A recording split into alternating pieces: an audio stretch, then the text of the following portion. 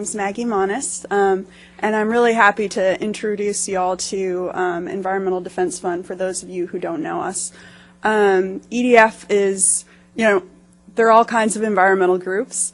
EDF is known as being pragmatic, solutions-oriented. Our motto is finding the ways that work. As Bill said, my colleague Susie was able to visit an operation recently. That's the kind of thing that we love to do. We love to understand what we're getting into before we work with folks. I'm sure y'all were transfixed by Cameron's presentation, but if any of you glanced over at me, I was taking notes. So, that's what EDF is, and that's how we embark on any sustainability effort. Today, what I'm going to focus on is a specific part of the beef supply chain, which is the feed grain. We've got a big sustainable sourcing initiative geared at fertilizer efficiency with feed grain. So again, making more with less, maintaining production, but also reducing fertilizer that's lost.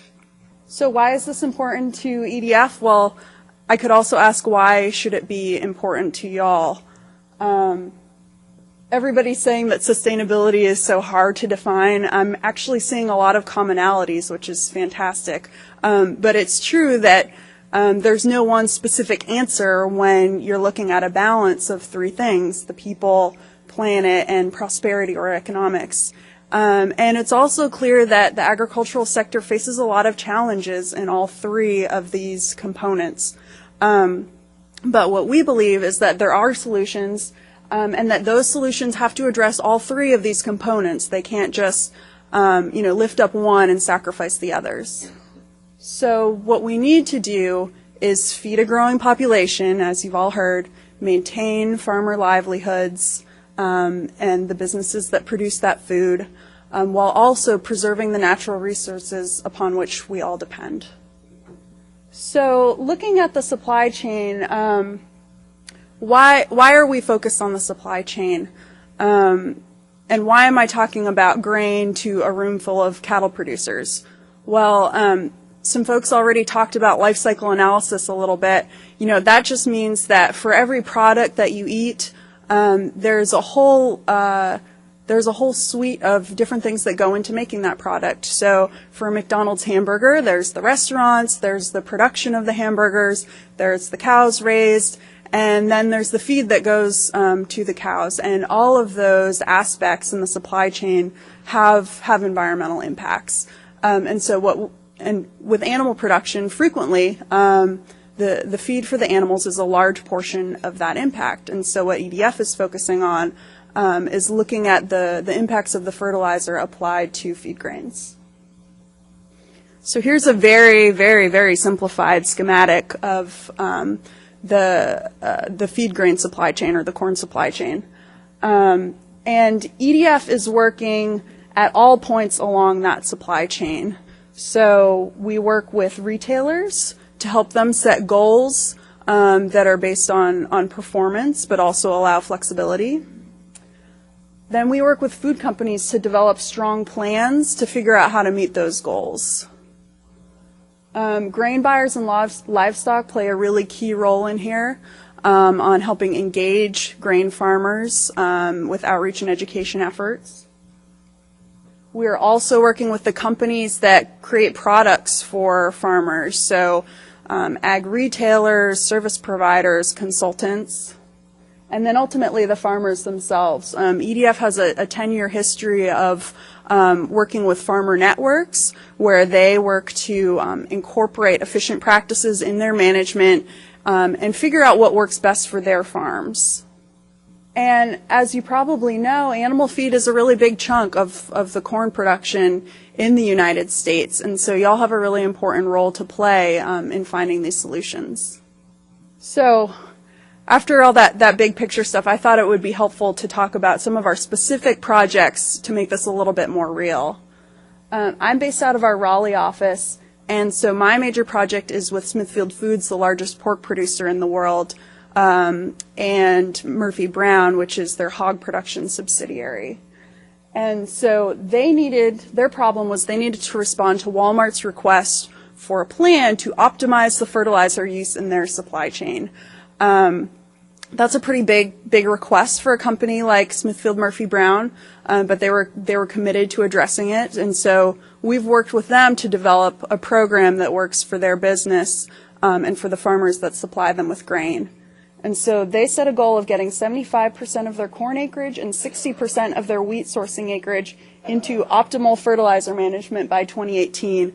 And what I mean when I say optimal is just maintaining that high production while reducing fertilizer loss. So we're not just slashing fertilizer use.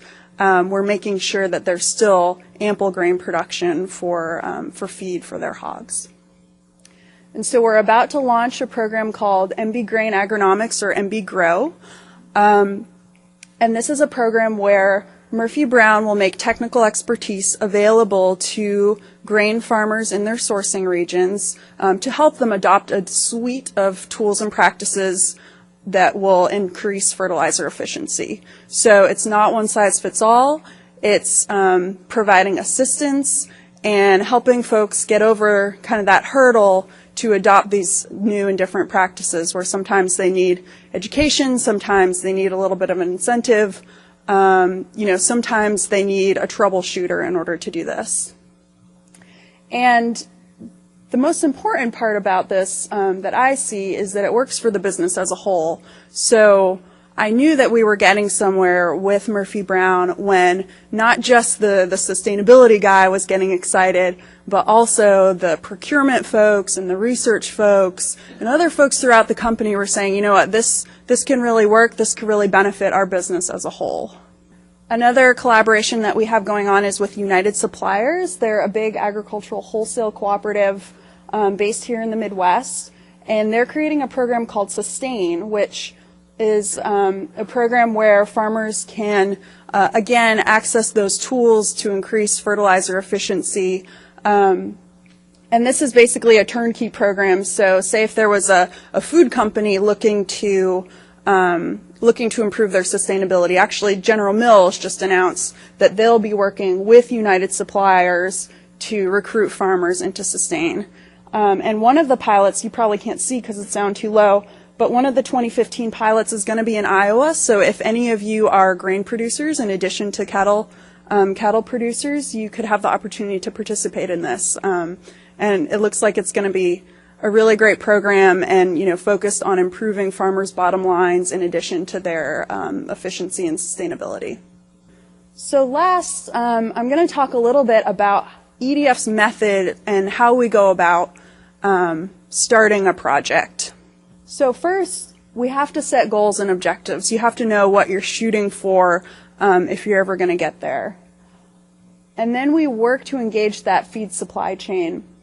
We do that through a few ways. First, we identify priority sourcing regions. So if we were working with a company, we would see where they source their grain from roughly.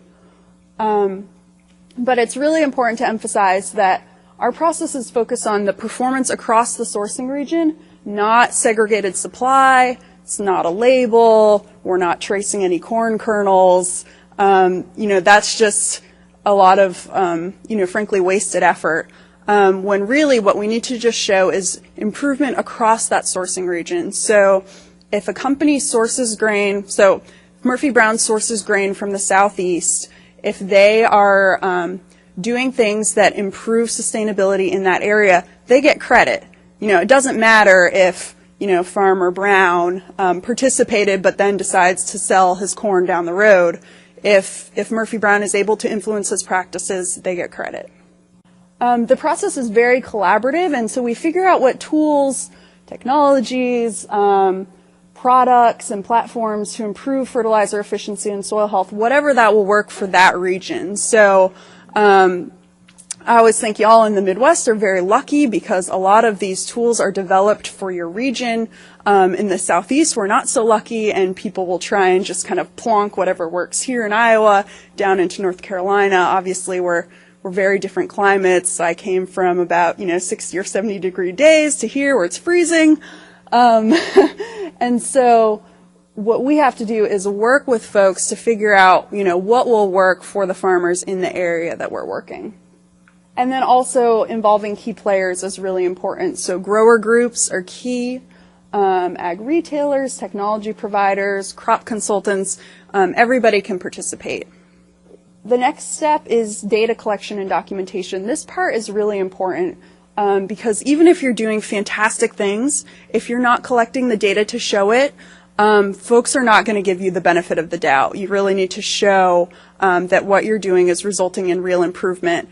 And this is an area where I think EDF especially can be of great assistance because we're able to, figure out what data needs to be collected, how we can standardize and make that as efficient as possible while also really minimizing burdens on farmers and companies. And in addition, I should note, we also know the importance of protecting individual farmer confidentiality in any data that's collected. So fourth step is communicate benefits, and then last step is replicate results. We're going to figure out what works and replicate that.